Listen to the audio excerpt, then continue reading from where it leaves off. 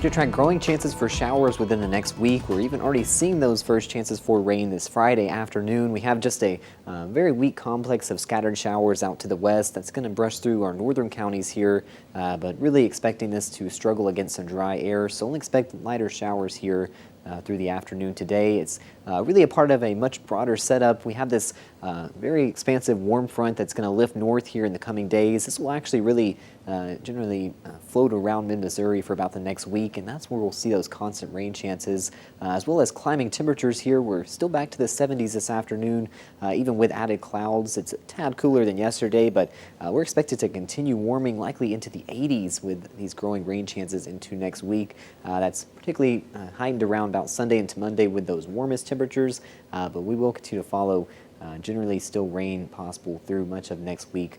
And even tomorrow we will see with those warmer temps even a potential for severe storms late Saturday evening. That is again into the late evening, and very isolated chance for those storms as we get through future track. It's not what we're expecting for Friday. This lighter chance for showers is likely going to be very isolated here through the rest of Friday. It's not until tomorrow where we'll really get into more of this warm and moist air with the warm front lifting north. Can kind of pick that out along this line of showers that moves through early tomorrow.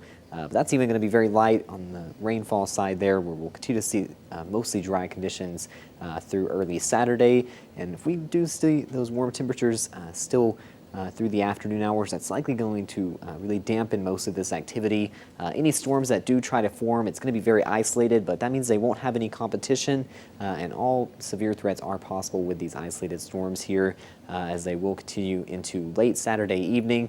Still, it's a question of if we'll actually get those storms through that warm air, if they'll bring that severe risk, but really all cards are on the table there, so something still to keep in mind for Saturday evening here. It's really thanks to that warm air that we're seeing a very low wind risk.